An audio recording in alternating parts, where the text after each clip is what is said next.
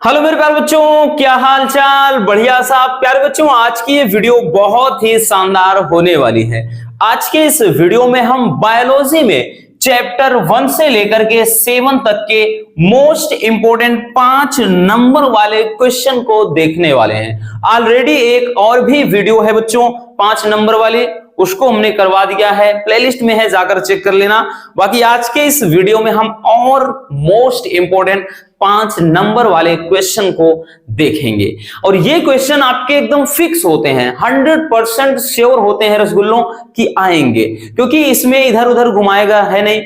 तो ये आपके 4-4 सेट में, 5-5 सेट में, 6-6 से, यहां तक कि कुछ क्वेश्चन तो ऐसे हैं कि 7 के 7 सेट में पूछे जाते हैं। भाई नहीं तो अथवा में भी होगा, चाहे जैसे होगा रहेगा, लेकिन क्वेश्चन एकदम ठोस होते हैं। तो चलिए हम देख लेते हैं बहुत ही सिंपल तरीके से इन सारे क्वेश्चन को। ठीक है, चलिए बच्चों, सबसे पहला क्वेश्चन अब देखिएगा। पहले चैप्टर में भी बहुत सारे क्वेश्चन हैं, उनको हमने नहीं पिक किया है, वो इसलिए क्योंकि इसके पहले जब वीडियो लाए थे 5 नंबर वाले क्वेश्चन की, तो उसमें बच्चों हमने करवा दिया है पहले चैप्टर में, जैसे नर युग्मकोद्भिद का विकास पूरा सचित्र वर्णन मोस्ट इंपोर्टेंट है, उसको करवा दिया है। और उसके बाद परागण के प्रकार, वो चीज भी उसमें करवा दिया है। तो इसीलिए बोल रहे हैं, अगर आपने नहीं देखा है तो पहले उसको जाकर प्लेलिस्ट में है दीर्घ उत्तरी प्रश्न, उसको पहले देख लेना। ठीक, और चलिए आज के इस वीडियो में और जो टॉपिक आपके बचे खुचे हैं उनको भी हम कर लेते हैं। तो ये आपका ऐसा क्वेश्चन है कि ये 100 में 100% वाला है, तो ये मोस्ट इंपोर्टेंट है रसगुल्लों, इसको हम इग्नोर नहीं कर सकते। अगर आप कोई भी ईयर का क्वेश्चन पेपर उठाते हो तो कम से कम की बात कर रहे हैं कि 3 सेट में तो दिखाई पड़ेगा, नहीं तो 4-4 में हो जाता है, 5 में हो जाता है। और यहां पर 2 तरीके से भी क्वेश्चन बनता है। एक तो चित्र अकेले, ये फिगर अकेले आएगा, तो ये आपका बोलेगा कि इसका नामांकित चित्र बनाइए, तो वो 2 या 3 नंबर वाला क्वेश्चन बनता है। बाकी सचित्र वर्णन होगा तो वो पूरे 5 नंबर वाला क्वेश्चन बनता है, इसलिए फायदा है। ठीक, ये टॉपिक निराश नहीं करेंगे आपको। तो भाई क्वेश्चन है कि मनुष्य में मादा जनन तंत्र का सचित्र वर्णन करना है। देखिए रटना नहीं है, ये सब जो लिखा है रटना नहीं है, अभी अपने आप पूरा का पूरा आपके माइंड में घुस जाएगा। क्लियर बच्चों, चलिए समझते हैं अच्छे से। देखिए सबसे पहले हम जानेंगे कि जनन अंग क्या होते हैं। तो ऐसे अंग जो जनन में सहायक होते हैं, ऐसे अंग जो जनन में क्या करते हैं, हिस्सा लेते हैं या सहायक होते हैं, उनको बोलते हैं जनन अंग। अब जनन अंगों का जो समूह होता है वही एक जनन तंत्र बना देता है। यानी जो जनन अंगों का पूरा एक समूह होता है वो मिलकर के क्या होता है, एक जनन तंत्र कहलाता है। अब जनन तंत्र में कौन कौन से अंग हिस्सा लेते हैं उन्हीं को हम अच्छे से आज समझेंगे। ठीक है, देखिए बच्चों, जनन अंग में तो भाई यहां पर मादा जनन तंत्र में निम्नलिखित भाग शामिल होते हैं। तो कौन भाग, सबसे पहला भाग होता है बच्चों अंडाशय। अब जो सबसे पहला भाग होता है वो कौन सा होता है, अंडाशय होता है। जिस तरह नर जनन तंत्र में क्या होता है, वृषण होता है, उसको भी देखेंगे, डोंट वरी। उसी तरह से मादा जनन तंत्र में अंडाशय। अब अंडाशय की बात करें बच्चों, तो ये जो स्ट्रक्चर आपको दिख रहा है यही क्या है, तो यही है अंडाशय। अब अंडाशय के अंतर्गत अगर हम बात करें तो अंडाशय होता क्या है, तो ये महिला के उदर गुहा में, उदर गुहा का मतलब पेट में, तो उदर गुहा के निचले हिस्से में, ये थोड़ा निचले हिस्से में होता है, ऐसा नहीं कि यहां पर होता है, नहीं ऐसा नहीं होता है। ये शरीर मतलब क्या होता है, हमारे बॉडी के मतलब निचले हिस्से में। ठीक, ये फीमेल में बॉडी के निचले हिस्से में दोनों ओर होता है, क्योंकि संख्या इनकी कितनी होती है, तो एक जोड़ी कह लें या इनकी संख्या अगर कह लें 2, तो ये दोनों तरफ होते हैं। अब ये अगर हम बात करें बच्चों, तो इसमें कभी कभार 1 नंबर या 2 नंबर वाले में क्वेश्चन पूछता है अंडाशय के कार्य लिखिए, पूछा गया है, कई बार पूछा गया है। तो अंडाशय का कार्य क्या होता है, तो अंडाशय में एक तो आपका अगर हम बात करें तो एक तो अंडाणु का निर्माण होता है, इसमें क्या बनते हैं, अंडाणु बनते हैं। और दूसरा चीज होता है बच्चों, इसमें हार्मोन्स का स्राव होता है। तो हार्मोन्स कौन कौन सा, जैसे एस्ट्रोजन हो गया, ठीक, और प्रोजेस्टेरॉन नामक हार्मोन्स है। तो एस्ट्रोजन और प्रोजेस्टेरॉन नामक हार्मोन्स का भी स्राव होता है। तो समझ में आ गया कि अंडाशय क्या है। तो अंडाशय मादा जनन तंत्र का क्या प्रमुख भाग होता है और इसकी संख्या 1 जोड़ी होती है। ये उदर गुहा के दोनों ओर स्थित होता है बच्चों। इसमें से हम बात करें तो अंडाणुओं का निर्माण होता है और साथ ही एस्ट्रोजन व प्रोजेस्टेरॉन नामक हार्मोन्स का स्राव होता है। क्लियर हो गया। अब लिखेंगे कैसे, तो भाई लिखना है, भाई हेडिंग बनाएंगे अंडाशय। तो मादा में 1 जोड़ी अंडाशय उदर गुहा के, यहां उदर होगा, उधर नहीं, उदर गुहा के निचले भाग में ये दोनों ओर देख रहे हैं ना, दोनों तरफ स्थित होते हैं और यह मादा जनन तंत्र का प्रमुख अंग होता है। ठीक, यही क्या होता है, प्रमुख अंग होता है। क्यों होता है, क्योंकि बच्चों इसमें से भाई एक तो अंडाणु का निर्माण होता है, दूसरा हार्मोन्स का स्राव होता है। अगर यही ना होता तो कुछ भी ना होता। ठीक है, तो ये इसमें से अंडाणुओं का निर्माण होता है, साथ ही अंतःस्रावी हार्मोन्स एस्ट्रोजन और प्रोजेस्टेरॉन्स का भी क्या होता है, स्राव मतलब होता है। अब देखिएगा एस्ट्रोजन करता क्या है बच्चों, तो ये जो एस्ट्रोजन नामक हार्मोन्स है, तो ये द्वितीयक जो गौण लैंगिक लक्षण होता है, द्वितीयक ये गौण लैंगिक लक्षण, गौण लैंगिक जो लक्षण होता है उन लक्षणों का निर्धारण करता है। अब द्वितीयक गौण लैंगिक लक्षण क्या होते हैं, तो हमने बताया, देखिए एक ऐसी एज होती है जिस एज में परिवर्तन शुरू हो जाते हैं हमारे बॉडी के अंदर। ठीक, जैसे पुरुषों में क्या होता है 14 से 16 वर्ष की आयु में शुरू होता है, मतलब हाँ 15 से 16, और स्त्रियों में ये 12 से 13 वर्ष की आयु में ही शुरू हो जाता है। जैसे आवाज पतली हो जाती है, उसके बाद जैसे दुग्ध ग्रंथियां एक्टिव हो जाती है, यानी स्तन का विकास होने लगता है लड़कियों में, और साथ ही साथ क्या होता है उनमें मेंस्ट्रुअल साइकिल, माहवारी क्रिया, मतलब माहवारी प्रक्रिया जिसको मासिक चक्र बोलते हैं तो या ऋतु चक्र कहते हैं, वो भी शुरू हो जाता है। साथ ही श्रोणि प्रदेश यानी कमर के निचला हिस्सा क्या होता है गर्ल्स में चौड़ा हो जाता है, तो उनके बॉडी में बहुत सारे परिवर्तन शुरू हो जाते हैं। इसी तरह मेल में भी होता है कि शुक्राणुओं का निर्माण शुरू हो जाता है, आवाज में भारीपन हो जाता है, कंधे चौड़े हो जाते हैं और दाढ़ी मूंछ आने लगते हैं, शरीर पर बाल उगाते हैं। तो ये द्वितीयक गौण लैंगिक लक्षण होता है। तो उन लक्षणों को नियंत्रित मतलब उन लक्षणों का निर्धारण कौन करता है, एस्ट्रोजन नामक हार्मोन्स करता है। और एस्ट्रोजन के अलावा जो दूसरा है प्रोजेस्टेरॉन, तो प्रोजेस्टेरॉन बच्चों ये मेंस्ट्रुअल साइकिल यानी जो माहवारी होती है ना, माहवारी प्रक्रिया को ये नियंत्रित व नियमित करता है। कौन, ये तो यानी ये जो एस्ट्रोजन है प्रोजेस्टेरॉन, भाई इनका काम क्या है कि ये जनन से संबंधित सारी एक्टिविटीज को क्या करते हैं, नियंत्रित करते हैं। ठीक है, चलिए तो इसको जल्दी से स्क्रीनशॉट कर लीजिए, कर लीजिए। चलिए इसको पूरा देख लेते हैं, तभी करना, अभी नहीं। अब देखिए पहला भाग हो गया, अब दूसरा भाग देख लेते हैं बच्चों। तो दूसरा भाग होता है अंडवाहिनी या डिंबवाहिनी। वो क्या होता है, यहां से देखिएगा, ये आपको एक झालरदार संरचना दिख रही है, इसको बोलते हैं झालरदार कीप। अब ये यहां से होकर के देखिएगा जरा ऐसे निकले हैं बच्चों, ठीक, दोनों तरफ, यही नहीं कि केवल इधर, इधर भी ऐसे स्ट्रक्चर दिख रहा है। तो ये जो आपको एक झालरदार होता है, तो ये अंडाशय के, ये अंडाशय है और अंडाशय के पिछले सिरे पर एक झालरदार, इसको कीप बोला जाता है। तो झालरदार कीप जैसी संरचना होती है और यही एक नली की तरह आगे बढ़ती है और इसी को कहा जाता है बच्चों, क्या कहते हैं, डिंबवाहिनी। यानी इसको अगर देखें तो वैसे में इसके ये झालरदार कीप है, तुंबिका है, ठीक, इस्थमस है, ऐसे बटा है, बाकी इनको सबको भाई ये सम्मिलित रूप से ही कहते हैं, इनको सबको भाई मिलाकर इसका नाम होता है अंडवाहिनी, अंडवाहिनी या इसी को डिंबवाहिनी कहते हैं। अब डिंबवाहिनी या अंडवाहिनी नाम ही है, अंड यानी अंडे को, वाहिनी का मतलब ले जाना। तो इनका काम होता है जो अंडाशय में अंडाणु बनते हैं उनको गर्भाशय तक ले जाने का काम होता है। ठीक है, तो लिखेंगे बच्चों कि अंडाशय के पीछे एक कीप जैसी संरचना होती है जिसे अंडवाहिनी कहते हैं। अब अंडाशय में जो भी निर्मित अंडाणु होते हैं वो अंडवाहिनी के द्वारा ही गर्भाशय तक क्या होते हैं, पहुंचते हैं। और अंडवाहिनी में ही फैलोपियन नलिका में निषेचन की प्रक्रिया होती है। यानी इसमें ये जो एक नलिका है, यहां पर एक भाग होता है, ठीक, जिसको कहते हैं फैलोपियन नलिका। इसको बोलते हैं बच्चों फैलोपियन नलिका, फैलोपियन नलिका।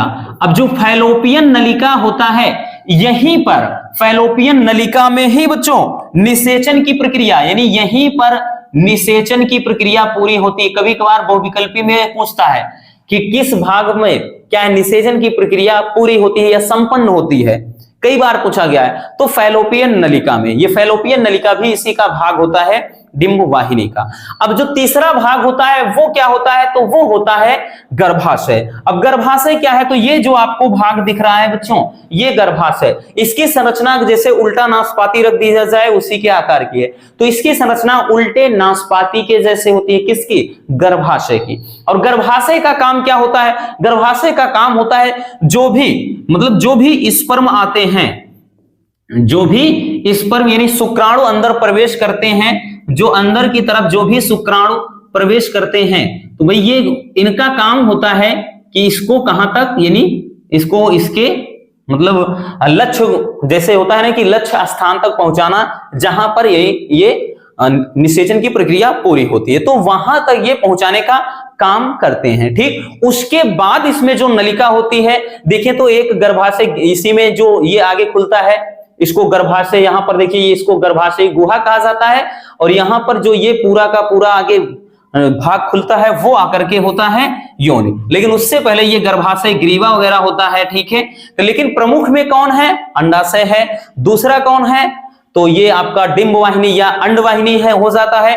तीसरा भाग आपका होता है वो कौन सा होता है बच्चों, तो ये गर्भाशय होता है, और चौथा है योनि। ये चार प्रमुख इसमें हिस्से होते हैं। अब योनि क्या होता है, तो ये भाई इसकी संरचना क्या है, मांसल होती है, ये मांसपेशियों की बनी एक नली होती है, जो क्या होता है संभोग के दौरान, संभोग का मतलब समझ रहे हो ना, मेटिंग, तो मेटिंग के दौरान ये क्या करता है, स्पर्म को ग्रहण करता है। ठीक, ये क्या करता है, शुक्राणुओं को ग्रहण करके अंदर ये इसको भेजने का काम करता है, वो होता है वजाइना या फिर योनि कह लें। ठीक, तो इतना क्लियर हो गया, इस तरीके से आपको लिखना होगा। चलिए पहले इसको स्क्रीनशॉट कर लेते हैं। चलिए बच्चों स्क्रीनशॉट इसको कर लीजिए, फिर हम चलते हैं आगे। चलिए आगे देखते हैं। तो तीसरा भाग भाई हम बता चुके हैं, तो लिखना कैसे है बच्चों, अब तो एकदम आसान हो गया कि इसकी संरचना उल्टे नाशपाती के आकार की होती है, और यह शुक्राणुओं को अंडवाहिनी तक ले जाने का कार्य करती है, और गर्भाशय में ही भ्रूण का भरण पोषण होता है, यानी गर्भाशय के अंदर ही जो भ्रूण निषेचन के बाद क्या बनता है, एम्ब्रियो, भ्रूण बनता है, भ्रूण का पालन पोषण होता है, तो वही शिशु बन जाता है।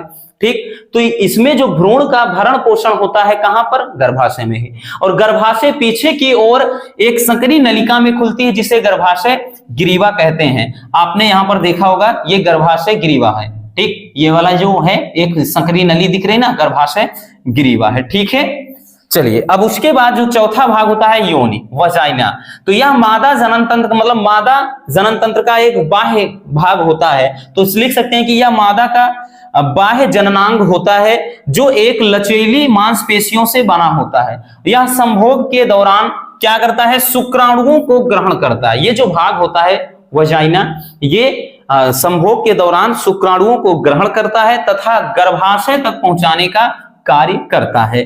क्लियर हो गया, चलिए जल्दी से इसको स्क्रीनशॉट कर लीजिए। चलिए अब हम देख लेते हैं नेक्स्ट टॉपिक को। अगला टॉपिक क्या है, नर जनन तंत्र। अब देखिए ये बेहद इंपॉर्टेंट है, हालांकि इसको हम करवा भी चुके हैं, लेकिन फिर से इसलिए रख दिया क्योंकि नर जनन तंत्र और मादा जनन तंत्र दोनों 100 में 100% पूछे जाने वाले टॉपिक हैं, इसलिए हमने सोचा कि भाई ये दोबारा से आपका रिवीजन हो जाएगा। क्लियर, चलिए बच्चों अब देखिएगा, ये भी आपका मोस्ट इंपॉर्टेंट है, एकदम स्टार बना लेना, इस पे पूछेगा मतलब पूछेगा। ठीक, चलिए देखिए नर जनन तंत्र में क्या होता है, जैसे मादा जनन तंत्र में भाई आपने देख लिया, तो सेम उसी तरह नर जनन तंत्र में भी क्या होते हैं, कुछ प्रमुख भाग होते हैं जो एक तंत्र का निर्माण करते हैं, सबका अपना अपना अलग कार्य होता है। तो नर जनन तंत्र में सबसे प्रमुख भाग होता है वो होता है वृषण। आप देख रहे होंगे बच्चों, ये जो स्ट्रक्चर आपको दिख रहा है, ठीक, ये जो स्ट्रक्चर आपको दिख रहा है, और इसमें ऊपर से ये संकरित मतलब यहाँ पे एक कुंडलित ये आप नलिका निकली हुई है। ठीक, तो ये वाला जो भाग होता है वृषण होता है। अब वृषण के भी कार्य पूछता है बच्चों, जिस तरह से अंडाशय के कार्य पूछ लिया जाता है उसी तरह वृषण। तो ये नर जनन तंत्र का प्रमुख भाग होता है। जिस तरह से मादा जनन तंत्र का प्रमुख भाग कौन, अंडाशय होता है, उसी तरीके से नर जनन तंत्र का ये प्रमुख अंग वृषण होता है, जो उदर गुहा का मतलब बॉडी से हमारे ठीक पेट से क्या है बाहर, उदर गुहा के बाहर एक थैली नुमा संरचना में बंद होता है और इस थैली को कहा जाता है वृषण कोश। और इनकी भी संख्या कितनी होती है, 2 कह लें या फिर 1 जोड़ी कह लें। एक जोड़ी वृषण उदर गुहा के बाहर क्या होता है, एक थैली नुमा संरचना में स्थित होता है, जिसे वृषण कोश कहते हैं। अब ये वृषण के कार्य में बात करें तो बच्चों वृषण में पहला तो इसमें शुक्राणु का निर्माण होता है, तो स्पर्म कहां बनता है, वृषण में, टेस्टिस में। दूसरी चीज इसमें भी टेस्टोस्टेरॉन, इसमें प्रमुख हार्मोन्स टेस्टोस्टेरॉन नामक हार्मोन्स का स्राव होता है। अब ये भी क्या करते हैं, तो भाई इनका भी काम होता है द्वितीयक गौण लैंगिक लक्षणों का निर्धारण, जैसे उसमें बताया ना, तो ये भी द्वितीयक गौण लैंगिक लक्षणों का निर्धारण करता है। अगर यही हार्मोन्स का स्राव न रहे ना, तो चाहे मेल हो चाहे फीमेल हो, भाई फीमेल में भी हार्मोन्स का स्राव होता है, हमने बताया प्रोजेस्टेरॉन एस्ट्रोजन, उसी तरह का मेल में भी होता है। ये हार्मोन से स्रावित ना हो तो किसी के अंदर फीलिंग आए ही ना, है ना, ये जो प्यार वाली भावनाएं होती है ना, कि इश्क मोहब्बत गम दर्द तन्हाई ये सब कुछ भी ना रहे, खत्म रहे, ठीक है ना। ये एक्चुअल में प्यार वगैरह कुछ नहीं होता, ये बायोलॉजी पढ़ने वाले बढ़िया तरीके से इनको जानते होंगे, है ना। ये सब केवल हार्मोन्स का किया धराया होता है। ये हार्मोनल, भाई ये क्या कहते हैं, हार्मोनल चेंजेस होते हैं हमारे बॉडी में, उसी का ये सब कुछ किया धरा होता है, ठीक है। ये सब प्यार वार नाम की चीज कोई नहीं होती है, याद रखना। तो ये जो टेस्टोस्टेरॉन होता है यही इसका का, भाई यही क्या करता है, जो भी फीलिंग्स होती है, आपने देखा होगा कि छोटे छोटे बच्चों को आज प्यार हो जा रहा है ना, डुएट के गाने गा रहे हैं, सबकी गर्लफ्रेंड है बॉयफ्रेंड है, दुनिया इसी में मस्त है, पढ़ाई लिखाई भाड़ में जाए, कोई मतलब नहीं है।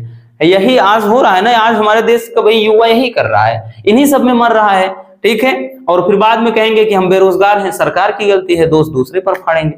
खुद नहीं जान रहे हैं कि क्या कर रहे हैं। भाई जो काम कर रहे हो आज जो आप जिस रास्ते पे हो, इस रास्ते पर जाकर अंबानी थोड़ी ना बन जाओगे, बेरोजगार ही तो रहोगे।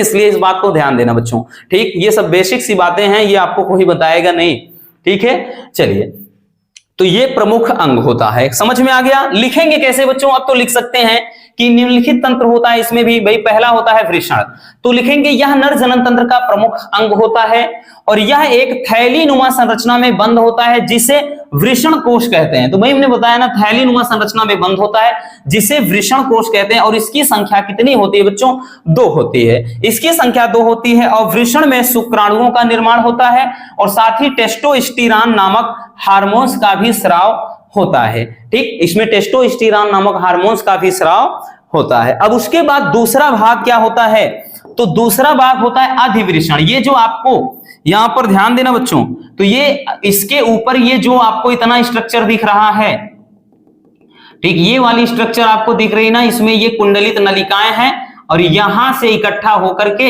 ये फिर ऐसे यहां से ये निकली हुई हैं। तो इसके ऊपर वृषण के ऊपर कुंडलित एक महीन कुंडलित लगभग 15 सेंटीमीटर एक कुंडलित नलिका होती है। उस कुंडलित नलिका को ही कहा जाता है अधिवृषण एपिडिडिमिस, ठीक है। तो यहां पर हम लिखेंगे बच्चों कि यह वृषण के ऊपर एक कुंडलित अवस्था में होता है और यह लगभग 6 सेमी लंबी, देखिए इसकी यहां तक की लंबाई, बाकी तो ये मिलकर के बना देता है जिसको शुक्रवाहिनी में, ठीक। टोटल हम बता रहे हैं कि 15 से लगभग 20 या 25 तक होती है, बाकी इसकी अकेले की देखें तो ये 6 सेमी लंबी सक्रिय व अत्यधिक कुंडलित नलिका है, ठीक। और इसमें शुक्राणु परिपक्व होते हैं, मतलब जो कुछ भी शुक्राणु वृषण में बनते हैं वो पूरी तरह से परिपक्व यानी तैयार किसमें होते हैं, तो ये होते हैं अधिवृषण में। और इसका आकार घोड़े के नाल के आकार का होता है, ठीक। जैसे घोड़े का नाल होता है ना, घोड़े के नाल की तरह से इसका आकार होता है, ठीक है। तो ये हो गया वृषण और अधिवृषण। तो चलिए पहले इसको देख लेते हैं, स्क्रीनशॉट कर लीजिए इसको, ठीक, क्योंकि स्क्रीनशॉट कर लेंगे भाई बढ़िया होगा, बाद में भी रिवीजन कर सकते हैं। हो गया बच्चों। तो ये दो प्रमुख भाग हो गए। अब तीसरा है ये चीज जो एक कुंडलित नलिका है, ध्यान से समझना। ये एक कुंडलित नलिका यहां से ये आगे बढ़ करके यहां पर आप देख रहे हैं कि ये इस तरह से ये नलिका होकर के गई है। इधर का इसका संपर्क है, इसके संपर्क है, ठीक है। ये इसी तरह से निकल के यहां पर आगे की तरफ ये ठीक मूत्र मार्ग के द्वारा बाहर खुल जाती है। अब देखिए तो तीसरा जो है वो शुक्र वाहिनी, ठीक है, क्या बोलते हैं, शुक्र वाहिनी। तो ये क्या होता है, इस नलिका को, ये जो नलिका गई है इसको कहा जाता है शुक्र वाहिनी। तीसरा भाग होता है शुक्र वाहिनी। अब शुक्र वाहिनी का काम क्या होता है, तो जो भी वृषण में शुक्राणु बनता है, वृषण में तैयार जो शुक्राणु होते हैं वो इस नली के माध्यम से कहां पहुंचता है, तो यहां पर शुक्राशय में पहुंचता है। ये देख सकते हैं, ये जो स्ट्रक्चर यहां पर आपको दिख रहा होगा, तो ये क्या है बच्चों, ये शुक्राशय है। तो ये शुक्राशय में पहुंच जाता है। अब शुक्राशय की बात करें तो शुक्राशय क्या है, ये एक थैली नुमा संरचना होता है। ये शुक्राशय एक थैली नुमा संरचना है जिसमें क्या होता है, एक तरल चिपचिपा पदार्थ भरा होता है दूधिया रंग का, जिसको वीर्य कहा जाता है, सीमन कहते हैं, ठीक, क्या बोलते हैं, वीर्य। और उस वीर्य में जब ये शुक्राणु जाकर के मिलता है तभी वो जाकर के पूरा तैयार हो जाता है। यानी वीर्य का प्रमुख काम नहीं होता है, वीर्य केवल इतना करता है शुक्राणुओं को तैरने के लिए भाई क्या करता है, एक माध्यम दे देता है कि जिस तरह से पानी में मछली तैर करके, मछली क्या करते हैं, भागते हैं तेजी से, उसी तरह से वीर्य के अंदर शुक्राणु तेजी से रन कर सके, तेजी से आगे की ओर बढ़ सके, भाग सके, वो काम होता है वीर्य का। हालांकि वीर्य में कुछ पोषक पदार्थ भी होते हैं, ठीक, जो क्या करते हैं, इसमें जो शुक्राणु बनते हैं उन शुक्राणुओं का पोषण देता है शुक्राणुओं को, ताकि शुक्राणु जिंदा रहे उसमें, ठीक है। तो ये प्रमुख भाग होता है। उसके बाद फिर होता है मूत्र मार्ग। अब मूत्र मार्ग क्या होता है, तो ये जो शुक्र वाहिका होती है, ये आकर के यहां से जो मूत्र मार्ग, इसमें दोनों आकर के मिल जाते हैं, तो वो मूत्र मार्ग का निर्माण करते हैं। और मूत्र मार्ग जो मार्ग होता है बच्चों, ये मूत्र के आने का भी रास्ता होता है और शुक्राणुओं के निकलने का भी रास्ता होता है। फिर उसके बाद हम बात करें शिश्न बोलते हैं, ये पूरा हिस्सा, ये आप जो पूरा हिस्सा है इसको बोलते हैं शिश्न, ठीक है, पेनिस जो होता है। अब शिश्न क्या होता है, ये मैथुन अंग होता है, ठीक, ये बाह्य मैथुन अंग होता है। कहने का मतलब इसका काम इतना होता है, ये मांसपेशियों का बना होता है, ये पूरा ब्लड का देख सकते हैं, यहाँ पर ब्लड क्लोटिंग होता है एक थक्के की तरह, तो मांसपेशियों की संरचना होती है। ये क्या करता है, एक माध्यम होता है कि भाई ये वजाइना में स्पर्म को क्या कर सके, मतलब ट्रांसफर कर सका, मतलब जनन के दौरान ये क्या करता है, शुक्राणुओं को योनि में प्रवेश कराता है, एक माध्यम की तरह कार्य करता है, और योनि शुक्राणुओं को ग्रहण करने का काम करती है, ठीक है। तो ये हो जाता है। तो इतना हो गया। चलिए अब लिखेंगे बच्चों, यहां से देखिए वही चीज आपको लिखना है, तो आप हेडिंग बनाएंगे तीसरी कि शुक्र वाहिनी। शुक्र वाहिनी में लिखेंगे लगभग 20 से 25 सेंटीमीटर लंबी नलिका होती है जो वृषण तथा अधिवृषण में बने शुक्राणुओं को शुक्राशय तक ले जाती है, ठीक है। और यह शुक्राशय मतलब शुक्राशय वाहिनी से जुड़कर के अस्खलन वाहिनी बनाती है। अस्खलन वाहिनी क्या होती है, जिसमें से अस्खलन होता है, यानी वीर्य बाहर निकलता है, ठीक है। अब देखिएगा उसके बाद चौथा भाग है शुक्राशय। तो शुक्राशय में हमने क्या बताया कि यह एक मांसल थैली नुमा संरचना होती है जिसमें तरल चिपचिपा दुधिया रंग का पदार्थ भरा होता है जिसे वीर्य कहते हैं, ठीक। तो इसमें शुक्राणु लंबे समय तक क्या होते हैं, सुरक्षित रहते हैं तथा शुक्राणुओं का इसी में पोषण भी होता है। और उसके बाद अगला जो भाग लिखेंगे बच्चों वो लिखेंगे पांचवा शिश्न। शिश्न ये क्या होता है, यह एक ऐसी मांसल संरचना होती है जो त्वचा से ढका रहता है और यह एक मैथुन अंग होता है जो संभोग के दौरान योनि में शुक्राणुओं को स्थानांतरित करता है, ठीक। ये शिश्न होता है। और एक आपका मूत्र वाहिनी होता है या मूत्र मार्ग। तो मूत्राशय से हमने बताया ना कि जो मूत्राशय से एक नली होती है, देख सकते हैं यहां से ये जो एक नली बनी हुई है, एक इधर से नली आई है, एक इधर से, ये दोनों मिलकर के देख रहे हैं कि मूत्र मार्ग ये बना रहे हैं, ठीक है। तो यही चीज होता है कि बच्चों इसमें क्या होता है कि मूत्राशय एक से एक वाहिनी निकलती है जिसे मूत्र वाहिनी कहते हैं और यह शुक्राणु तथा मूत्र दोनों के बाहर आने का एक मार्ग या फिर रास्ता होता है। यानी इसी रास्ते से शुक्राणु भी बाहर निकलते हैं, इसी रास्ते से यूरिन यानी पेशाब या मूत्र भी बाहर निकलता है, ठीक है। तो इस तरीके से लिखना है। चलिए जल्दी से इसको स्क्रीनशॉट कर लीजिए।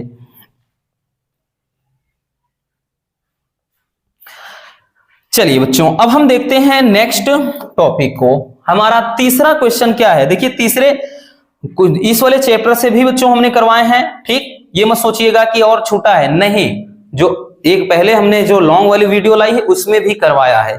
तो ये क्वेश्चन भी हर साल पूछा जाता है 5 नंबर में कि जनसंख्या वृद्धि नियंत्रण पर आपको निबंध लिखना है, मोस्ट इंपोर्टेंट। और 2023 में जो क्वेश्चन आया था इस पर निबंध आया था, और एक जनसंख्या वृद्धि का कारण। यहां तो जनसंख्या वृद्धि का नियंत्रण है और एक जनसंख्या वृद्धि का कारण व निवारण पूछा जाता है। तो इसके पहले वाले वीडियो में हमने कारण व निवारण देखा है, और आज देखेंगे कि जनसंख्या वृद्धि का नियंत्रण कैसे किया जा सकता है। लेकिन इसके पहले वाले में देखा था कि भाई क्या है, जनसंख्या को कंट्रोल करने के लिए मतलब क्या क्या उपाय मतलब होते हैं, और साथ ही साथ कारण भी जनसंख्या वृद्धि का क्या कारण होता है, दोनों देखा था। लेकिन यहां पर केवल हम जनसंख्या वृद्धि का नियंत्रण देखेंगे। अब देखिएगा भाई, जनसंख्या को नियंत्रित करना क्या कहलाता है, जनसंख्या नियंत्रण कहलाता है। अब जनसंख्या नियंत्रित करने के लिए भाई जनसंख्या वृद्धि पर पूरी तरह तो रोक पॉसिबल है ही नहीं भाई, पूरी तरह से भाई जनसंख्या वृद्धि एकदम रुकने का मतलब क्या है कि वहीं से दुनिया समाप्त हो जाएगी। लेकिन हाँ, इतना जरूर है कि जनसंख्या को नियंत्रित किया जा सकता है, मतलब उस पर कंट्रोल किया जा सकता है, कंट्रोल लगाया जा सकता है। लेकिन उसके लिए बहुत सारी भाई विधियां हैं, क्या क्या है चलिए उनको देखते हैं। तो बच्चों यहां पर देखिए, तीव्र गति से बढ़ती हुई जनसंख्या को नियंत्रित करना ही जनसंख्या नियंत्रण कहलाता है। और जनसंख्या वृद्धि को नियंत्रित करने के लिए निम्नलिखित उपाय किए जा सकते हैं। पहला चीज बच्चों, पहला है कि शिक्षा की सुविधाओं का विस्तार।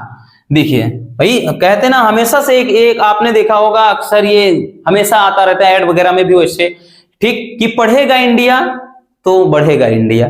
जब पढ़ेगा ही नहीं तो बढ़ेगा कहां से, है ना, बेरोजगार ही तो पैदा होंगे दुनिया में। तो भाई आप पढ़ोगे तो वो बात अलग है कि हाँ आज मारामारी बहुत ज्यादा है जॉब के लिए, लेकिन हाँ इतना जरूर है कि भाई आप एजुकेटेड है तो भूखे थोड़ी ना कभी मरोगे, ठीक है। तो यहां पर शिक्षा की सुविधाओं का विस्तार करके, यानी अगर शिक्षा व्यवस्था में सुधार लाया जा सके, ज्यादा से ज्यादा लोग अगर भाई एजुकेटेड रहेंगे तो उनकी मानसिकता क्या हो जाएगी भाई, अच्छी होगी, क्योंकि वो अनपढ़ रहेंगे नहीं। तो क्या सही है क्या गलत है, इस सब का वो क्या है बड़ी बात से इन सब के बारे में वो समझ सकेंगे। तो देखिए बच्चों, शिक्षा की सुविधाओं का विस्तार के अंतर्गत लिखना है कि शिक्षित व्यक्ति प्रायः आय और व्यय के सिद्धांत से अच्छी तरह परिचित होते हैं। यानी जो शिक्षित लोग होते हैं वो आय और व्यय के बारे में ही सोचते हैं। वो ये सोचते हैं कि मेरी इनकम कितनी है और खर्च कितना हो रहा है, मेरी इनकम इतनी है तो मेरे कितने लड़के हैं और कितना पैसा किन पर मुझे खर्च करना है, या फिर लाइफ में इनके लिए मैं कितना सेव करके रख सकता हूं, कितना सेविंग कर सकता हूं। इसलिए वो हमेशा से आय और व्यय के बारे में सोचते हैं। जो बड़े लोग होते हैं, भले उनके पास भाई उनके घर में एक ही चिराग हो, एक ही लड़का या लड़की हो, लेकिन वो फिर उसके बारे में नहीं सोचते कि मेरे 4 लड़के हो या 5 लड़के। लेकिन एक गरीब क्या होता है, वो अशिक्षित होते हैं, उनसे कोई मतलब नहीं, 8-8 लड़के 10-10 लड़के हो जा रहे हैं, कोई मतलब ही नहीं है, टेंशन फ्री हैं। लेकिन इससे है क्या भाई, इससे पूरा का पूरा परिवार बहुत बड़ी गरीबी में एकदम धंसता चला जाता है, ठीक है। तो ये चीज होता है भाई कि जो शिक्षित व्यक्ति होते हैं प्रायः आय और व्यय के सिद्धांत से अच्छी तरह से परिचित होता है, इसलिए वह सीमित परिवार को महत्व देता है। मतलब क्या करता है, मतलब वो सीमित परिवार के महत्व को अच्छी तरह से समझता है। यही कारण है कि शिक्षित परिवार सामान्यतः सीमित होते हैं। जो एजुकेटेड होते हैं उनका परिवार बहुत बड़ा नहीं होता है, याद रखना, क्योंकि भाई वो हमने बोला ना कितना कमा रहे हैं, कितना खर्चा करना है, वो सब काउंट कर लेते हैं, फिर ये काम करते हैं। दूसरा है बच्चों की संख्या का निर्धारण। देखिए बच्चों की संख्या का निर्धारण का मतलब ये है कि भाई वो चीज होना चाहिए ना कि हम 2 हमारे 2, ऐसा नहीं कि हम 2 हमारे होने दो, है ना, ये नहीं करना चाहिए। ये अगर होगा जाहिर सी बात है भाई पॉपुलेशन बहुत ज्यादा बढ़ेगी। लेकिन आज के समय में यही तो हो रहा है ना कि हम 2 हमारे होने दो, कोई रोक टोक नहीं है भाई। कोई अगर कुछ कहता भी है, इतने ज्यादा बच्चे बोलते हैं हमारे हैं, तुमसे क्या मतलब है, हम चाहे जितने बच्चे पैदा करें, तुमको क्या लेना देना, तुम अपना काम देखो। तो भाई क्या कह सकते हो। लेकिन यही क्या है, आगे चल के वो भाई वो बहुत बड़ी मुसीबत में आ जाते हैं, ठीक। घर में एक रुपए की तबाही हो जाती है, घर में सही से बच्चों को एजुकेशन नहीं मिल पाता है, खाने के लाले पड़े हैं, कपड़े ढंग से नहीं पहन सकते हैं, कुछ नहीं कर सकते हैं, बीमारी अलग से। तो ये सब क्या है, ये समस्याएं झेलेगा कौन, वही तो झेलेंगे ना। तो इसलिए भाई बच्चों की संख्या का निर्धारण करना जरूरी है कि हम 2 हमारे 2, बहुत ज्यादा भाई हम दो लोग हैं तो हमारे भी दो होने चाहिए, बस एक है तब भी ठीक है, दो है बस, उससे ज्यादा सोचना ही नहीं। तभी क्या हो जाएगा, जनसंख्या वृद्धि पर बच्चों नियंत्रण लगेगा। तो जनसंख्या वृद्धि को रोकने के लिए क्या करता है, प्रति परिवार बच्चों की संख्या निर्धारित की जानी चाहिए कि हाँ हर एक परिवार में इतने बच्चे होने चाहिए, इससे ज्यादा नहीं। देखा होगा बहुत सारे अदर राज्य में ये बहुत समय पहले ये योजना आ गई कि भाई अगर जिसके ज्यादा बच्चे होते हैं तो से उनको सरकारी सुविधा का लाभ नहीं मिलेगा, और उसको बहुत सारी सरकारी सुविधा में जैसे ना तो गैस कनेक्शन, बिजली कनेक्शन और साथ ही उनको राशन पानी कुछ भी नहीं दिया जाएगा। लेकिन लोगों की सोच देखिए, जनसंख्या घटने के बजाय बढ़ गई। वो बोलते हैं हमको कुछ नहीं चाहिए, हम खुद अपना कर लेंगे, हमको नहीं चाहिए लाइट, हम सौर ऊर्जा लगवा लेंगे, कनेक्शन नहीं चाहिए, हम लकड़ी से हम चूल्हा फूंक फूंक कर काम चला लेंगे, बोलते हैं राशन नहीं चाहिए, हम खेत में उगा लेंगे। ऐसे जिद्दी लोग रहते हैं, ठीक है, उनसे कोई मतलब ही नहीं। तो ये चीज हो जाता है, फिर धीरे धीरे जनसंख्या बढ़ती चली जाती है। तो वही जनसंख्या वृद्धि को नियंत्रित करने के लिए सरकारी स्तर पर क्या है, कानून में संशोधन किए जाने चाहिए। हालांकि किए भी गए हैं लेकिन फॉलो कौन करता है, ठीक, कुछ भी नहीं होता है। तीसरा है कि विवाह योग्य आयु में वृद्धि, जब जो विवाह की आयु है उसमें वृद्धि की जानी चाहिए। भाई चाहे जितना वृद्धि किया जाए, लेकिन होते हैं ना कि आज के समय में कुछ लोग होते हैं, हमारे थोड़ा एक पहचानी में है, एक लोग हैं उनका बच्चा भी इंटर में था, अब की बार फाइनल, जैसे आप लोग हैं ना सेम आपकी ही बैच का वो है। अब उससे बड़े अभी एक सिस्टर हैं, उससे बड़े दो भाई भी हैं, अभी उनकी शादी नहीं हुई। एक की शादी हाँ कहीं तय है, लेकिन उसको किसी से प्यार हो गया, वो इतना ज्यादा कि वो घर में धमकी देने लगे कि भाई मुझे शादी करना है, मेरी शादी नहीं करोगे तो मैं मर जाऊंगा, आत्महत्या कर लूंगा, और नोटिस में मैं जो कुछ भी सुसाइड नोट्स लिखूंगा उसमें मैं घर वालों को फंसा दूंगा। यूं सोचियो, ऐसा नालायक बच्चा किसी को ना मिले, ऐसा नालायक लड़का किसी के घर ना पैदा हो, तभी बेहतर है। अभी बड़े बड़े भाई और बहन पड़े हैं, वो इस लड़की के प्यार के चक्कर में पड़ जाता है कि भाई मुझे शादी करना है। उसने गाड़ी लिया, सही से पैर भी नहीं पहुंचते हैं जमीन तक, गाड़ी में सही से पैर उसको नहीं पहुंच रहे हैं, ऐसे हिलते डुलता इत्तू सा है। अभी से देखो वो क्या है, अब पप्पा बनने की प्लानिंग करेगा, शादी हो गई, घर वालों को झुकना पड़ा, हाल ही में उसकी शादी थी। अब सोचो ऐसे लोग रहते हैं, क्या होगा, पॉपुलेशन बढ़ेगी ना, जाहिर सी बात। 16 साल की 17 साल की उमरिया में शादी करके बैठे हैं और पता चले अभी 25-30 साल का उनका भाई घर में बैठा है। तो ये चीज होता है। तो यही चीज है ना कि आज के समय में अगर देखें भारत की जलवायु तो ऐसे भी गर्म है, गर्म जलवायु है, और ऊपर से लहसुन प्याज ये खा कर और भुता गए हैं। तो इनको क्या है, कम उम्र में भी इनके अंदर बहुत सारी फीलिंग आती है, फिर इनको शादी करना होता है। तो लड़की भी उधर घर में ऐसे बोलती है कि मुझे भी शादी करना, वरना मैं तो मर जाऊंगी उसके बिना, अब मैं जिंदा ही नहीं रहूंगी, मुझे उसी से शादी करना है। तो बस हो गया इसी में। हाँ, शादी हो गई है उसकी, अब की बार उसको दोनों को पेपर भी देना है इंटर का। क्या कमाल की बात है। तो बच्चों, विवाह की आयु में वृद्धि करके जनसंख्या नियंत्रण किया, मतलब जनसंख्या वृद्धि को नियंत्रित किया जा सकता। विवाह की आयु भाई लड़कों की कम से कम 25 से 27 होनी चाहिए और लड़कियों की 21। हालांकि ये फिर संशोधन करके ये रखी भी गई है, लेकिन कौन फॉलो करता है, कौन भाई, बहुत सारे लोग हैं इसके बाद कर रहे हैं, बहुत लोग हैं इसके पहले ही कर रहे हैं। तो ये क्या है कि इससे ये समस्या हो रही है। तो विवाह का जनन से सीधा संबंध होता है बच्चों, क्योंकि भाई कम उम्र, कोई 21 साल में कर रहा है, कोई 25 साल में, तो जब तक कि उसकी शादी 25 साल वाली की हो रही है, इसके तो 1-2 लड़के हो जाएंगे, नन्हे मुन्ने क्या है, घूमते टहले, छोटे मोटे क्या चूजे घूमते हुए नजर आएंगे। तो यही तो होगा ना, तो ये इससे संबंध होता है। अतः विवाह की आयु में वृद्धि करने से प्रजनन दर में कमी लाई जा सकती है, जिसके कारण जनसंख्या वृद्धि पर नियंत्रण होगा। जय सी बात है बच्चों कि भाई अगर विवाह की आयु बढ़ाएंगे तो होगा क्या, भाई ये क्या है, बच्चे जो इतने पहले पैदा हो रहे हैं वही क्या है 2 से 3 साल, 4 साल, 5 साल बाद होंगे, तो इससे पॉपुलेशन पर कंट्रोल काफी हो जाएगा। ठीक है, तो चलिए इसको पहले स्क्रीनशॉट कर लीजिए, फिर आगे देखते हैं। हो गया, आगे देखते हैं बच्चों। चौथा, अब देखिएगा 3 पॉइंट हो गया। चौथी चीज कि परिवार नियोजन कार्यक्रम को बढ़ावा, कि परिवार, देखिए हमेशा हमने बताया ना समय समय पर, भाई सरकार ने समय समय पर बहुत सारे कार्यक्रम चालू रहते हैं। तो परिवार नियोजन कार्यक्रम जनसंख्या वृद्धि के नियंत्रण हेतु सरलतम एवं सर्वोत्तम उपाय है, और इसके अंतर्गत विभिन्न गर्भ निरोधक गोलियों का प्रयोग मतलब इसके प्रयोग को प्रेरित किया गया है और जिससे जनसंख्या वृद्धि को नियंत्रित किया जा सकता है। देखिए, परिवार नियोजन के लिए बहुत सारी विधियां हैं, जैसे भाई महिलाओं द्वारा जो गर्भ निरोधक गोलियां प्रयोग जैसे सहेली व माला डी इस्तेमाल की जाती है। उसके अलावा भी एक जो होता है कि जैसे वैसेक्टोमी, ट्यूबेक्टोमी यानी पुरुष नसबंदी, महिला नसबंदी, ये भी प्रक्रिया होती है।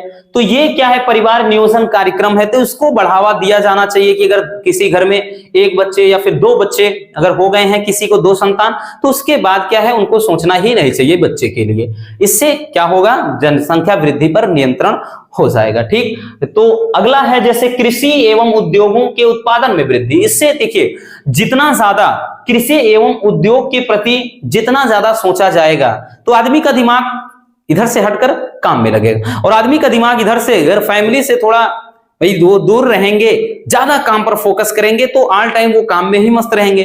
इधर क्या है, जब समय निकलेगा फैमिली के बारे में सोचेंगे, तो इससे होगा क्या भाई, इससे भी प्रभाव पड़ेगा। इसमें लिखना है कि यदि ग्रामीण क्षेत्रों में आधुनिक कृषि यंत्रों एवं तकनीक को अधिकाधिक उपलब्ध कराया जाए, यानी ये लेटेस्ट जो आज टेक्नोलॉजी हो रही है खेती करने की, ये तेजी से बढ़ रही है, अगर ज्यादा से ज्यादा इस पर जोर दिया जाए बच्चों, तो इससे होता क्या है, तो कम जनशक्ति द्वारा ही, यानी कम लोगों के द्वारा ही क्या हो सकता है, खेती की जा सकती है तथा सीमित परिवार के प्रति लोगों में क्या है, रुचि उत्पन्न होगी। वही चीज कि भाई वो ज्यादा से ज्यादा क्या होंगे, काम के प्रति ठीक सजग रहेंगे, इससे क्या हो जाएगा, काम के प्रति रुचि रहेगी। ठीक, तो ये चीज हो जाता है। चलिए इसको स्क्रीनशॉट कर लीजिए। हो गया बच्चों। चलिए अब चलते हैं नेक्स्ट टॉपिक पर। अगला क्वेश्चन है क्वेश्चन नंबर 4। देखिए क्वेश्चन नंबर 4 ये जो है, इसको बच्चों अगर अलग अलग पूछता है तो ये 2-2 नंबर वाला या फिर ये 3 नंबर वाला क्वेश्चन बनता है जब अलग अलग पूछता है। अलग अलग का मतलब जैसे अलग पूछ लेगा कि प्रभाविता का नियम क्या है, ठीक है, इसको अलग पूछ लिया। पृथक्करण का नियम क्या है, इसको अलग पूछ लिया। तब ये अलग अलग पूछेगा तो आपका 2-2 नंबर वाला क्वेश्चन बन जाएगा। अगर ये मिलाकर पूछ लेगा कि मेंडल के नियमों की व्याख्या कीजिए, या फिर कहेगा मेंडल के प्रभाविता व पृथक्करण के नियम की व्याख्या कीजिए, ये क्वेश्चन पूछा भी गया है 2023 में 2 से 3 सेट में, ठीक, और ये आपका मोस्ट इंपोर्टेंट है। तो ये क्वेश्चन पूरे के पूरे बच्चों 5 नंबर में बन जाता है। हालांकि इसको भी हमने करवाया है, लेकिन सामूहिक रूप से हम दोनों फिर से एक बार देख लेते हैं। देखिए मेंडल के प्रभाविता का नियम, सबसे पहले हम देखेंगे प्रभाविता का नियम। हेडिंग नहीं बनाया है, लेकिन यह है क्या, प्रभाविता का नियम है। ठीक, देखिए प्रभाविता का नियम कहता क्या है, मेंडल के प्रभाविता का नियम यह कहता है कि यदि 2 विपरीत लक्षण वाले पौधों के बीच में संकरण कराया जाए, ठीक, क्या होता है कि जब 2 विपरीत लक्षण, अलग अलग लक्षण होने चाहिए, 2 विपरीत लक्षण वाले पौधों के बीच संकरण कराया जाता है तो F1 पीढ़ी में, यानी जो F1 पीढ़ी होती है, प्रथम पीढ़ी होती है, उसमें केवल वही लक्षण दिखाई देते हैं जो प्रभावी होते हैं, यानी वही लक्षण होंगे जो प्रभावी होते हैं, और जबकि दूसरे वाले के लक्षण क्या है, दब जाते हैं, वो लक्षण अप्रभावी कहलाते हैं।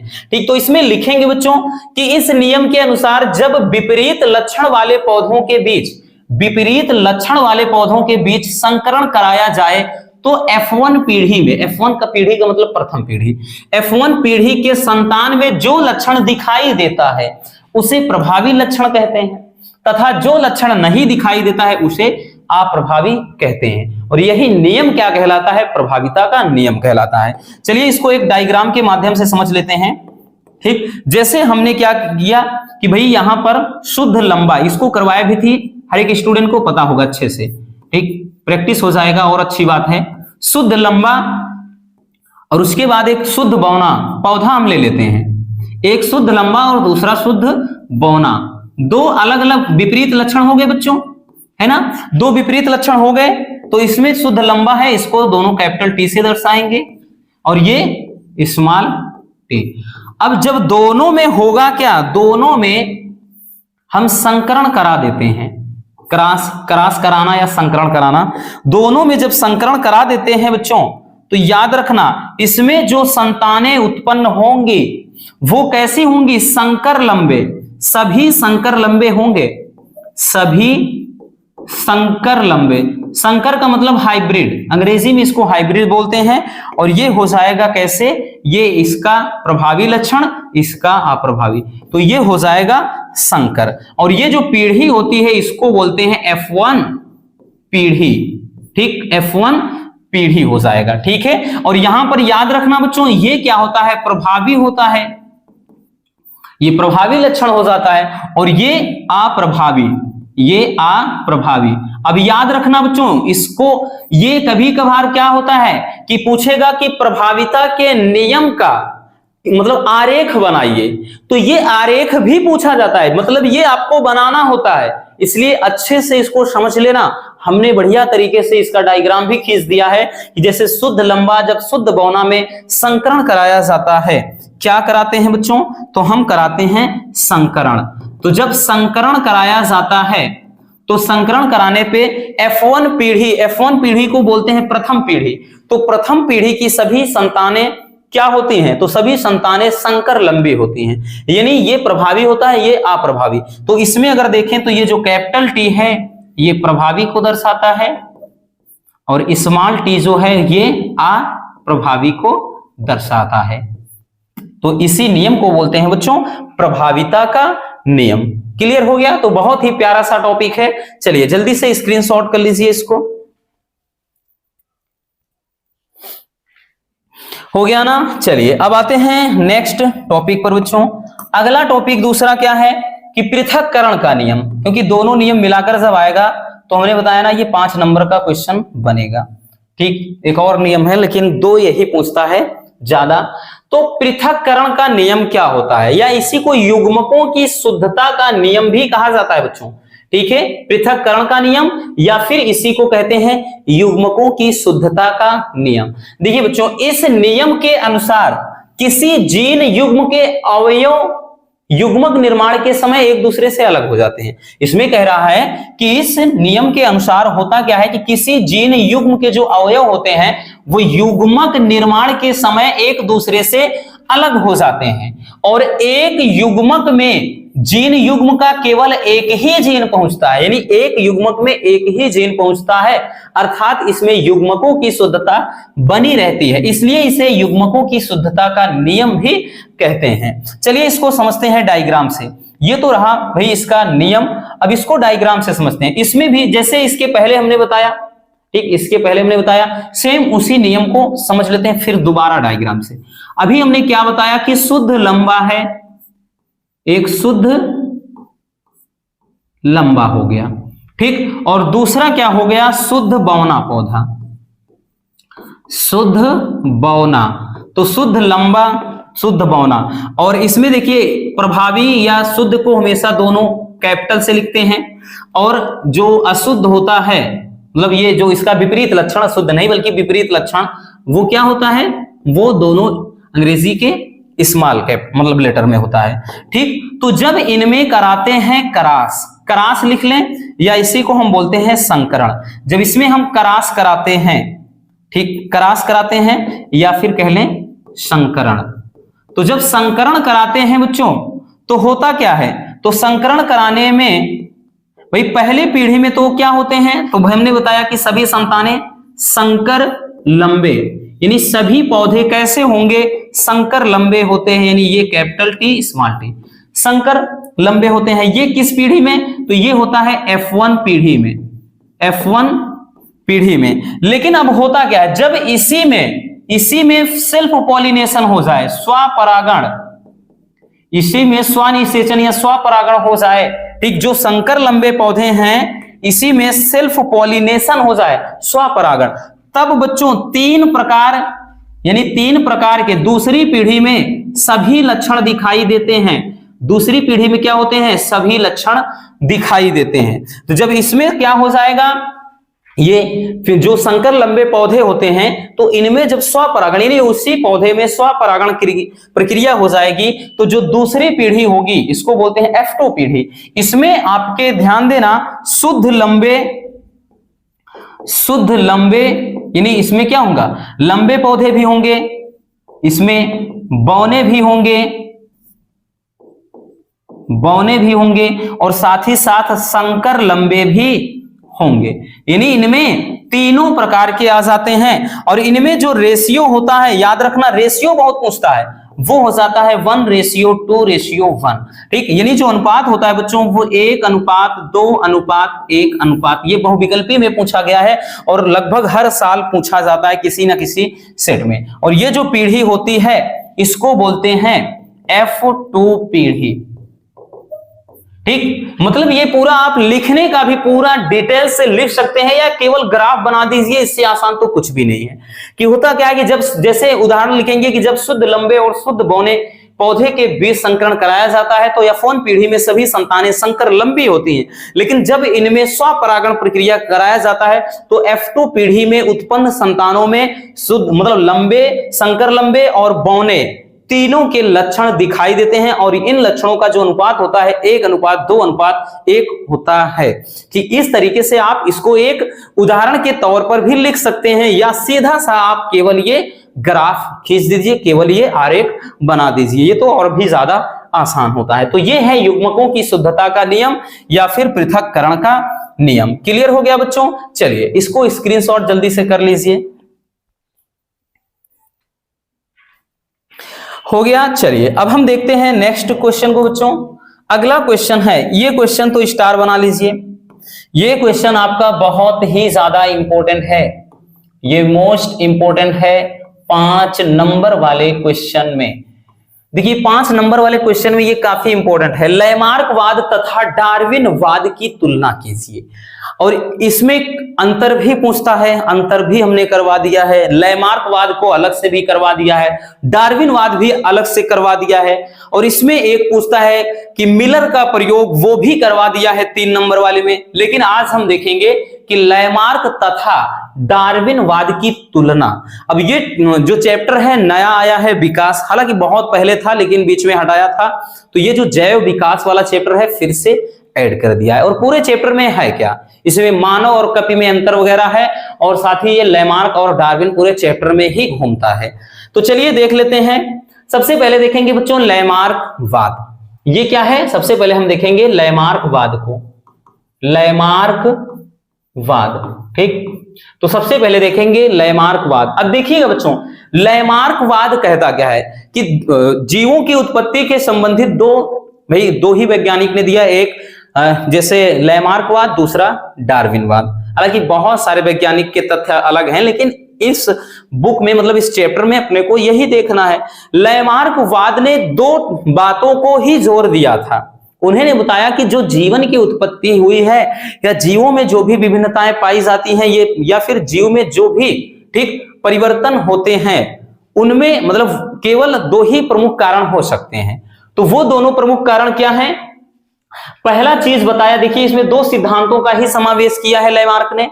पहला है अंगों का उपयोग तथा अनुपयोग। ठीक, इस चीज को पहले भी हम बता चुके हैं बच्चों कि लैमार्क ने यह बताया कि इस पृथ्वी पर रहने वाला जो प्राणी होता है, इस पृथ्वी पर जो रहने वाला प्राणी होता है उसके अंदर क्या होते हैं, 2 तरह के परिवर्तन होते हैं। पहला अंगों का उपयोग तथा अनुपयोग, यानी जो जीव अगर अपने अंगों का, जिस अंग का ज्यादा से ज्यादा प्रयोग कर रहा है, वो अंग उसका धीरे धीरे विकसित होगा और उसी से धीरे धीरे आने वाली पीढ़ी में वो पूरी तरह विकसित रहेगा। फिर उसके बाद इन्होंने ये बताया कि जिस अंग का प्रयोग नहीं होगा वो धीरे धीरे अंग ही क्या हो जाएगा, विलुप्त हो जाएगा। ये इनका कहना था। और इस पर उदाहरण दिया था इन्होंने, बहुत ही दमदार उदाहरण दे दिया था भाई साहब। इस पर इन्होंने दिया था किसका, तो इन्होंने दिया था एक तो जिराफ का, जिराफ, और दूसरा सर्प का उदाहरण। ये कभी कभार जिराफ वाला क्वेश्चन ऐसे पूछेगा कि लैमार्कवाद को जिराफ का उदाहरण देकर समझाइए, तो पूरा का पूरा जिराफ का पूरा उदाहरण देकर आपको समझाना पड़ेगा स्टेप स्टेप। तो देखिए इनका कहना यह था, आप सुन लीजिए थोड़ी देर, कि लैमार्क ने यह कहा बच्चों कि जो जिराफ है, आज जो जिराफ की इतनी लंबी लंबी गर्दन है, वो गर्दन ऐसे ही नहीं है। बहुत समय पहले जब पृथ्वी मतलब धरती में क्या हो गया, जब चारों तरफ सूखा पड़ गया, तो जो धरती पे घास फूस थी धीरे धीरे वो सभी सूख गई। इससे हुआ क्या कि जिराफ को भोजन करने के लिए धीरे धीरे उनको अपना सर उठा करके पेड़ पौधों की पत्तियों को खाना पड़ा। और धीरे धीरे ऐसे करते करते उन्होंने अपनी आगे की टांगों को उठाना शुरू किया, उठा उठा करके उचक उचक करके वो पत्तियां खाते थे। धीरे धीरे धीरे धीरे मतलब इनकी कई पीढ़ियां जब पैदा हुई और धीरे धीरे इनमें एक नई जाति बन गई, तो जो आधुनिक जिराफ हैं वो पुराने जिराफ के ये पूरी तरह से क्या है, उन्हीं की संतानें हैं। और आज जितने भी जिराफ नए पैदा होंगे उन सबकी गर्दन एकदम लंबी होती है।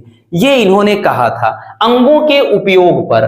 और अंगों के अनुपयोग पर एक उदाहरण दिया था सर्प का।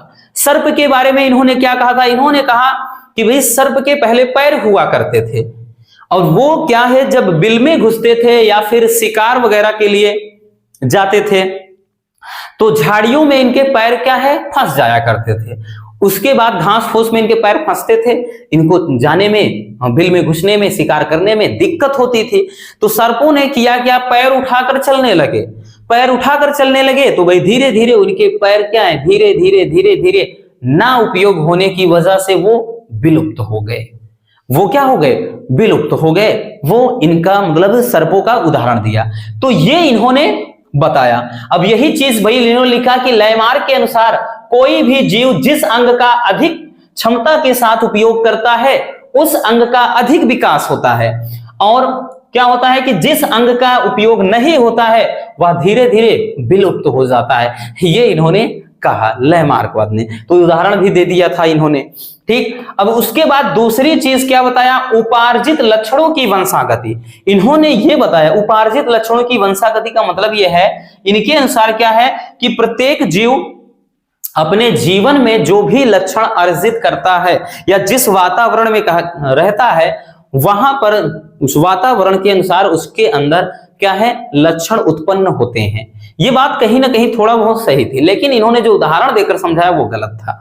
ठीक भाई, इन्होंने कहा कि उपार्जित लक्षण की वंशागति। उपार्जित लक्षण का मतलब इन्होंने बताया जो वातावरण के कारण जो लक्षण किसी जीव में जाएंगे वो धीरे धीरे उनके संतानों में भी जाएंगे। यही इनकी सबसे बड़ी गलती हो गई। भाई इनके अनुसार बहुत सारे वैज्ञानिकों ने इनको जमकर फिर क्या किया है भाई, इनका धज्जिया उड़ा दिया इनके नियम का। भाई इनके अनुसार ये कहा कि उपार्जित का मतलब जो जन्म के बाद लक्षण मिलते हैं। जैसे भाई किसी का पैर टूट गया तो क्या उनके बच्चे में पैर टूटा रहेगा, नहीं रहेगा ना। भाई बहुत लोगों ने कहा कि भाई अगर किसी का युद्ध में या एक्सीडेंट में हाथ पैर कट गया है तो क्या उनकी संतानें में कटी पैदा होंगी, हाथ पैर कटा रहेगा, नहीं। ठीक, भारत में कान नाक छेदने की प्रथा है, फिर भी जब बच्चियां पैदा होती हैं तो कान और नाक नहीं छेदे होते। क्यों नहीं छेदे भाई? चीन में होता क्या है कि बच्चों को भाई जब वो पैदा होते हैं तो 5 साल तक उनको लोहे के जूते पहनाए जाते हैं पैर में, तो उनका जो पैर है इसलिए कि वो पैर छोटे रहे, ठीक, बहुत ज्यादा आकार इधर उधर ना ले। लेकिन फिर भी जब संतानें पैदा हो रही बार बार उनको यही करना पड़ रहा है, जबकि नहीं करना चाहिए। भाई पहलवान की जो संतान है पहलवान नहीं होती है, होना चाहिए ना। भाई लोहार जो होता है उसका दाहिना हाथ या फिर बायां जिस हाथ से काम करता है, ज्यादा हथौड़ा मारता है, वो हाथ मजबूत हो जाता है। तो बच्चों में मजबूत रहना चाहिए ना, ये सब नहीं होता क्योंकि ये सब उपार्जित लक्षण है। लेकिन इन्होंने कहा कि जो उपार्जित लक्षण रहेंगे उनके संतानों में भी वो जाएंगे। वही चीज इन्होंने भाई गलत बोल दिया। तो ये इनका हो जाता है बच्चों लैमार्क का नियम, ये लैमार्कवाद बोलता है। तो लैमार्कवाद क्या कहता है आपने देख लिया। अब देखते हैं डार्विनवाद को, तो स्क्रीनशॉट कर लीजिए पहले।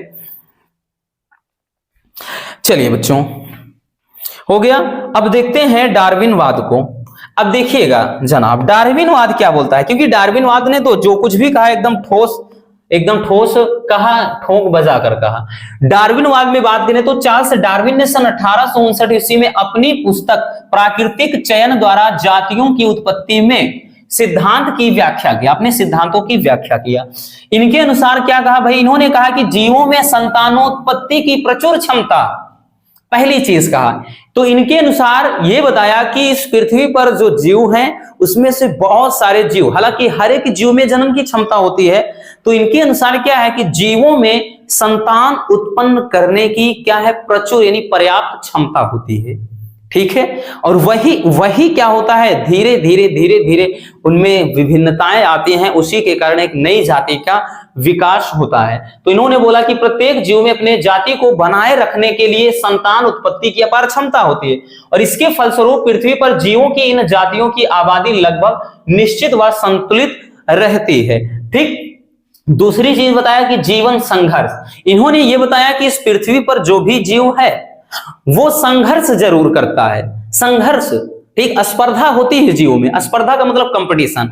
आज क्या है भाई, कंपटीशन हर जगह है। किस फील्ड में कंपटीशन नहीं है, हर जगह है, चाहे वो जीव जंतु हो, चाहे वो मनुष्य की बात हम कर लें, ठीक, तो हर जगह कंपटीशन है, ठीक है। तो इन्होंने ये बताया कि जीवों में जीवन संघर्ष होता है, कि सभी जीव जीवित रहने के लिए संघर्ष करते हैं।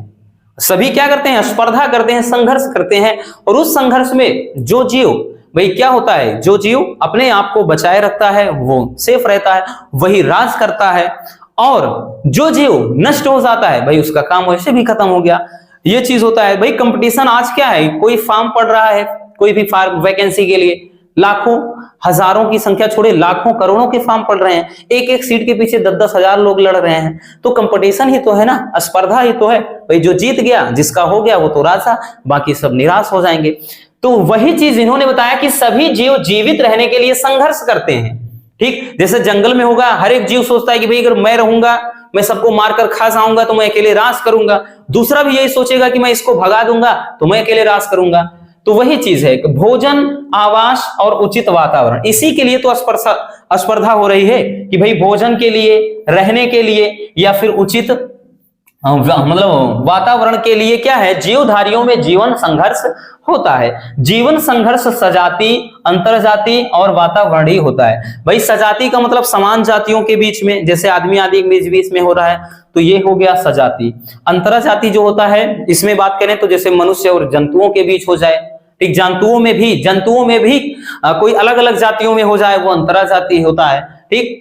तो ये चीज हो जाता है। तीसरी चीज बताया कि वातावरण में निरंतर परिवर्तन। इन्होंने ये बताया कि किसी भी व्यक्ति के अंदर जो परिवर्तन होता है वो वातावरणीय परिस्थितियों के कारण होता है। यानी प्रत्येक जीव क्या करता है, अपने आप को वातावरण के अनुसार ढालता है। यानी वातावरण का प्रभाव मतलब जीवों पर सीधे पड़ता है। जो जीव अपने आप को वातावरण में बचा लेता है, वातावरण के अनुकूल, यानी जैसे आप भाई आपके अंदर, जैसे मनुष्य क्या है, समतापी है, ठंडी गर्मी, बरसात, कोई भी मानसून हो, सहने की क्षमता है। छिपकली को देखा होगा, ठंड में आते ही वो गायब हो जाती है, क्योंकि उसमें क्या है, रक्त जो है जमने लगता है, ठीक। तो वो क्या है, किसी गर्म स्थान में, दरार वगैरह में घुस जाते हैं ताकि वो ठंड से बचे रहें। लेकिन क्या है, जो ठंड को सह सकता है, गर्मी को सह सकता है, वही सरवाइव कर सकता है, बाकी तो विलुप्त होंगे ना। तो यहां पर लिखेंगे कि भाई जीवधारी निरंतर वातावरण में, मतलब वातावरण से प्रभावित होते रहते हैं। वातावरणीय दशा में मतलब दशाओं में प्रभावित होने के कारण इनमें विभिन्नताएं उत्पन्न होती हैं। जो जीव अपने आप को वातावरण के अनुकूल रखता है वह जीवित रहता है, और जो नहीं रख पाता है बच्चों, जो अपने आप को वही अनुकूल नहीं रख पाता है, वह नष्ट हो जाता है। तो ये है वातावरण में निरंतर परिवर्तन। तो ये डार्विनवाद है। डार्विनवाद ने क्या दिया, अपना नियम दिया, ठीक है। और इन्हीं का नियम क्या है भाई, सर्वमान सत्य हुआ। चलिए जल्दी से इसको स्क्रीनशॉट कर लीजिए। चलिए अगला क्वेश्चन देखते हैं बच्चों। हाँ, अगला क्वेश्चन है कि मलेरिया तथा इसके नियंत्रण पर संक्षिप्त मतलब संक्षिप्त नहीं बल्कि टिप्पणी लिखना है, क्योंकि ये लॉन्ग वाला क्वेश्चन है, ठीक भाई, ये लॉन्ग वाला क्वेश्चन है, यानी 5 नंबर वाला क्वेश्चन। तो टिप्पणी लिखना है। टिप्पणी किस तरीके से लिखना है, यानी पूरा मलेरिया होता कैसे है, संक्रमण कैसा होता है, लक्षण क्या होते हैं, उपचार कैसा करना है, बचाव क्या होते हैं, पूरा डिटेल्स में। देखिए मलेरिया की बात करें बच्चों, तो जो मलेरिया का रोग कारक होता है वो प्लाज्मोडियम, प्लाज्मोडियम के कारण मलेरिया होता है, ठीक। और ये प्लाज्मोडियम है क्या, एक प्रकार का ये प्रोटोजोआ है। मलेरिया प्रोटोजोआ जनित रोग है, ठीक है, यानी मच्छर के काटने से होता है। तो मलेरिया का जो रोग कारक है वो प्लाज्मोडियम नामक प्रोटोजोआ है, जो द्विपोषदी परजीवी है। ये जो प्लाज्मोडियम है एक प्रकार का परजीवी है, द्विपोषदी, यानी दो इसमें पोषद होते हैं। यानी इसका मलेरिया का चक्र पूरा होता है दो जीवों से। कौन कौन से हैं, तो प्रथम पोषद होता है मानव, दूसरा पोषद होता है मादा एनाफिलीज, यानी मादा एनाफिलीज मच्छर ही होता है। तो ये जो इसका पूरा मलेरिया का चक्र पूरा होता है वो मनुष्य और इस मादा एनाफिलीज मच्छर के द्वारा होता है। हेडिंग बनाएंगे बच्चों संक्रमण। संक्रमण इसका कैसा होता है कि जब संक्रमित मादा एनाफिलीज, मतलब ये खुद पहले से ही संक्रमण लेकर घूमती है, ये जो प्लाज्मोडियम है पहले से ही संक्रमण लेकर के ये घूमते हैं। मच्छरों में आप थोड़ा अगर जूम करके मोबाइल से फोटो खींचो तो उसके पास जो यहाँ पर उसकी जो निडल जैसी होती है ना, जो चोंच होती है जिससे चुभोते हैं, उसके नीचे काली काली एक ग्रंथि होते हैं, उसी में ये ठीक स्थित होता है, मतलब ये चीज उसमें होता है। ठीक, तो जब संक्रमित मादा एनाफिलीज व्यक्ति को क्या है काटती है तो प्लाज्मोडियम व्यक्ति में प्रवेश करता है और यह जीवाणुज का संक्रामक रूप होता है और शुरू में जो परजीवी होता है यकृत में अपनी संख्या बढ़ाते हैं, फिर ये लाल रुधिर कणिकाओं यानी आरबीसी पर आक्रमण कर देते हैं, हमला बोल देते हैं, जिससे वे फट जाती हैं और इससे एक विषालु पदार्थ हीमोजाइन क्या होता है निकलता है, जो ठिठुरन तथा उच्च ज्वर के लिए उत्तरदायी होता है। यानी यही जो पदार्थ होता है हीमोजाइन, ये व्यक्तियों में ठिठुरन और तीव्र बुखार उत्पन्न कर देता है। ठीक है, और मलेरिया का जो परजीवी है ये अपना जीवन चक्र बच्चों मनुष्य तथा मादा एनाफिलीज में पूरा करता है। ठीक, तो ये रहा मलेरिया और मलेरिया का ठीक संक्रमण कैसे होता है। स्क्रीनशॉट कर लीजिए पहले इतना। चलिए अब देखते हैं आगे इसके लक्षण क्या है बच्चों। तो मलेरिया के क्या लक्षण हैं? पहला, रोगी की जो भूख है वो मर जाती है, यानी भूख नहीं लगती है। भाई ये तो हर बीमारी में होगा, हर बीमारी में होता है ना भूख, तो वैसे भाई क्योंकि अगर शरीर स्वस्थ नहीं रहेगा तो वैसे भी कुछ अच्छा नहीं लगेगा, तो ये कहीं कोई नई बात नहीं है। आप आंख मूंद कर हर बीमारी में एक चीज छाप देना, भूख कम लगती है बस। दूसरा, रोगी को तीव्र ज्वर चढ़ जाता है, यानी तेजी से बुखार हो जाता है। रोगी को कब्ज हो जाती है, साथ ही ये जी मचलता है, यानी उसके मन में क्या वोमिटिंग होती है, अंदर अलग सा ही मन खराब रहता है वो चीज। ठीक, तीसरा, रोगी का जो मुख है वो सूखने लगता है, सॉरी चौथा है। और पांचवा है कि रोगी के सिर में मतलब मांसपेशियां जो होती हैं और जोड़ों में तीव्र दर्द उठ जाता है। तो ये रहे लक्षण। अब लक्षण के अलावा जो अगली हेडिंग होगी वो अपने को बनाना है उपचार। तो इसका उपचार कैसे होता है? उपचार में देखें बच्चों तो मलेरिया के उपचार के लिए 300 वर्षों से कुनैन औषधि का, परंपरागत औषधि का प्रयोग किया जाता है। ठीक, ये कुनैन मलेरिया में सबसे, हालांकि मार्केट में बहुत सारी दवाएं हैं, लेकिन सबसे जो कारगर दवा है, जो रामबाण दवा है, रामबाण इलाज है, वो है कुनैन औषधि। और ये कुनैन 300 वर्षों से प्रयोग में लाई जा रही है। और ये किससे बनाई जाती है? तो सिनकोना, याद रखना, सिनकोना नामक पौधे की छाल से बनाई जाती है। जो सिनकोना नामक एक सिनकोना, ये मतलब होता है दक्षिणी अमेरिका में, हाँ शायद दक्षिणी अमेरिका में पाया जाता है ये पौधा, वहीं पर ये पाए जाने वाले पौधे सिनकोना नामक पौधे की छाल से ही ये कुनैन औषधि बनाई जाती है। ठीक है, अब इसके अलावा बच्चों एक हेडिंग और आपको बनानी पड़ेगी, वो चीज हमने नहीं लिखा है यहां, बचाव के उपाय। बचाव के उपाय करके एक हेडिंग आपको ये भी बनाना पड़ेगा और इसमें लिखना पड़ेगा। और भाई बचाव के उपाय में क्या लिखेंगे? तो जो भी पास मतलब सबसे पहले तो भाई मच्छरदानी का, सोते वक्त मच्छरदानी का प्रयोग करना है। सोते समय क्या करना है? मच्छरदानी का प्रयोग करना है, मच्छरदानी का प्रयोग करना है। ठीक, प्रयोग करना है। ठीक है, ये चीज। दूसरी चीज कि आसपास, जो घर के आसपास है, आसपास साफ सफाई रखना है। ठीक, साफ सफाई रखनी होगी, साफ सफाई रखना चाहिए, तभी भाई इससे छुटकारा मिल सकता है। तीसरी चीज देखें बच्चों तो हम लिख सकते हैं कि जैसे गड्ढे, ठीक, गड्ढे में एकत्रित जल, गड्ढे में एकत्रित जल, एकत्रित पानी,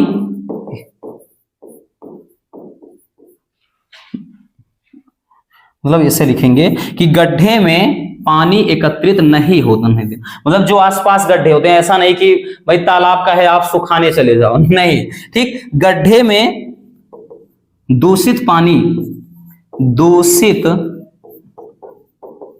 पानी नहीं एकत्रित होने देना है, या एकत्रित नहीं होने देना है, ये चीज, ठीक है, ये चीज। और जहां कहीं भी है अगर पानी है तो भाई उसमें क्या है, औषधियों का ठीक छिड़काव करना चाहिए, जैसे डीडीटी वगैरह हो गए, ताकि क्या है कि जो भी कीड़े मुथ में लार्वा, जो लार्वा होते हैं ना, अंडे वगैरह होते हैं, वो मर जाएं। ठीक है, तो ये बचाव के उपाय वगैरह हैं। चलिए स्क्रीनशॉट कर लीजिए। हो गया बच्चों, तो बस आज के इस वीडियो में इतना ही। इसी तरीके से और भी जो 5 नंबर वाले क्वेश्चन हैं, 7 मतलब चैप्टर पे हो गए, उसके बाद 13वें चैप्टर तक के, उनको हम एक अलग वीडियो के माध्यम से लाएंगे और उनको भी निपटा देंगे। आपको टेंशन बिल्कुल नहीं लेना है। मिलते हैं किसी और ऐसे शानदार वीडियो के साथ। अगर वीडियो पसंद आई हो तो प्यार से लाइक जरूर कर देना, और नए हैं तो चैनल को सब्सक्राइब जरूर कर लीजिए। Love you, bye bye, take care.